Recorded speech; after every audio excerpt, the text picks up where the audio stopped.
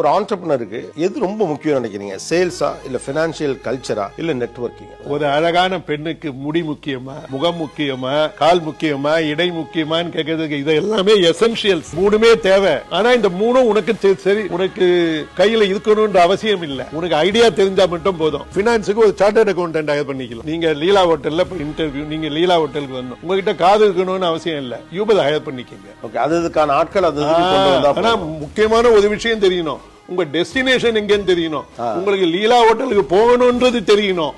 அது தெரியாம Uber higher பண்ணி கார்ல உட்காந்துக்கிட்டு எங்க போகணும்னாக்கா அது மாதிரிதான் வாழ்க்கையை இறக்குது. போற இடம் தெரிஞ்சிருச்சுன்னா வழி, போகும் இடம் தெரிந்தால் வழி தெரியும். சிவசங்கரன் அப்படின்னாலே ரெண்டு விஷயம் ஸ்டாண்டர்டா சொல்லுவாங்க. Fast decision making, aggressive sales. இது ரெண்டு அவருடைய மாடல் அப்படிவாங்க.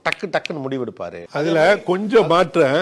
ஃபாஸ்ட் டெசிஷன் உண்மை, ஆனால் நான் விற்பதில்லை. ஓகே, நான் என்ன பண்ணுவேன்னா மக்களுக்கு அவங்களுக்கே தெரியாத ஒன்று தேவைப்படும் பொழுது அந்த தேவைகளை பூர்த்தி செய்வேன். என் பொருட்கள் எல்லாம் விற்பவைகள் அல்ல, வாங்குபவைகள். நான் இப்போது ஃபாஸ்ட் பார் பண்றேன், அத மக்கள் வாங்குவார்கள்.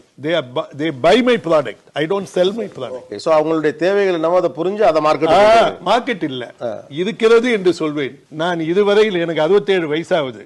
நீங்க யூடியூப்ல போய் சர்ச் பண்ணுங்க, இதை பண்ணுங்க, என்கிட்ட இதை வாங்குங்கன்னு நான் சொல்ல மாட்டேன். யாருகிட்ட ஒன்னாலும் வாங்கிக்கங்கன்னு. நாம விற்கவே வேண்டியது இல்லை. உங்கள் பொருள் தரம் உயர்ந்ததாக இருந்தால் நீங்கள் விற்பதில்லை.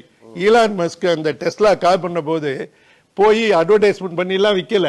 ப்ராடக்ட் நல்லா ப்ராடக்ட் நீங்க சொல்றீங்க, focus on the product, sales ஆட்டோமேட்டிக்கா நடக்கும். ஆமா. ஓகே, மக்கள் எல்லாம் முட்டாள்கள் அல்ல. மக்களுக்கு முதல்ல கோபம் வரும். ஆனா அவங்க எல்லாம் செக் பண்ணி பார்த்து சாட்டிஸ்ஃபை ஆன உடனே அவங்களே எல்லார்கிட்டையும் சொல்லி பண்ணுவாங்க. ஆக்சுவலா உங்களுடைய கெரியர்ல நீங்க சொல்றது மாதிரி மக்களுடைய தேவைகளை முன்பே தெரிந்து கொண்டு அதுல ஃபர்ஸ்ட் உள்ள வர்றது ஆட்டோமேட்டிக்கா அது சேல் ஆகும் அப்படின்னு சொல்லிட்டு முன்ன விட மார்க்கெட் விரிவடைஞ்சிருக்கு, பர்ச்சேஸ் கெப்பாசிட்டியும் கூடி இருக்கு, பெர் கேபிட்டா இன்கம் அதிகரிச்சிருக்கு, எல்லாம் இருக்கு. இதை எப்படி டேப் பண்றது? அதாவது இதுதான் இப்பொழுது மக்களுக்கு தேவை அப்படி. இப்ப நீங்க உங்களுடைய டைம்லைன் எடுத்து பார்த்தோம்னா நீங்க பிசி கொண்டு வர்றப்ப முன்னாலே உள்ள வரீங்க, டெலிகம்யூனிகேஷனுக்கு முன்னாலே உள்ள வரீங்க, சப்மரீன் கேபிள் 8000 கோடி ரூபாய் கொடுத்து ஒரு கேபிள் போட்டு நான் தான் ஃபர்ஸ்ட் உள்ள வரீங்க. அது எப்படி டேப் பண்றீங்க? இன்னைக்கு this is the need of an hour அப்படின்னு ஒரு ஆண்டர்பிரினர் எப்படி டேப் பண்றது? அது ஈஸி. அடுத்த 10 வருடங்களில், 30 வருடங்களில், 40 வருடங்களில் என்ன வேண்டும், என்ன தேவைகள் மக்களுக்கு தேவைப்படும் என்பதை நாம் நினைக்க வேண்டும். நினைத்து அதுக்கு பிளான் பண்றீங்க. உங்க வைஃபை இன்னைக்கு கேளுங்க. அந்த குழந்தை பிறந்த உடனே ஒரு வயசுலயே உங்க வைஃப் டிசைட் பண்ணிட்டு இருப்பாங்க கல்யாணத்துக்கு நகை சேர்க்கிறது எப்படி. உங்க wife would have planned a 25-year project for your daughter. நாங்க businessman, we plan for 50 years. So அடுத்து என்ன நடக்கும்ங்கறத இப்ப கண்டுபிடிக்க தெரியும். ஆமா. அந்த ஸ்கில் எப்படி பில்ட் பண்ணிக்கிறது? 10 days to find MBA ன்னு ஒரு புக் இருக்கு, அதை எடுத்து படிக்கிட்டோம். இல்லைன்னா அதுக்குன்னு ஒரு எபிசோட் பண்ணுவோம். அந்த ஸ்கில்லை எப்படி ஐடென்டிஃபை பண்றது. அந்த ஸ்கில்லுக்கு பேரு லேட்ரல் திங்கிங். ஒரு கதை சொல்லட்டுமா?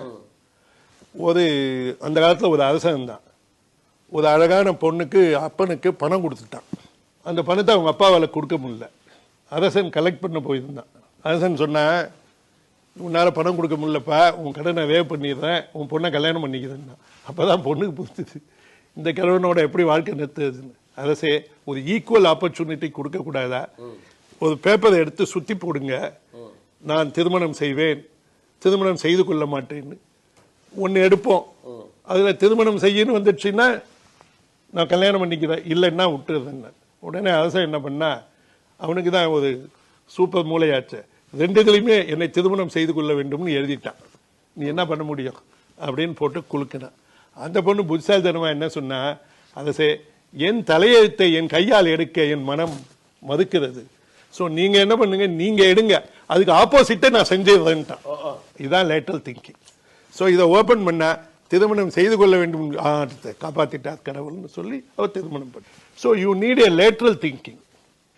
Okay, so when you think laterally, you consider all options and then decide.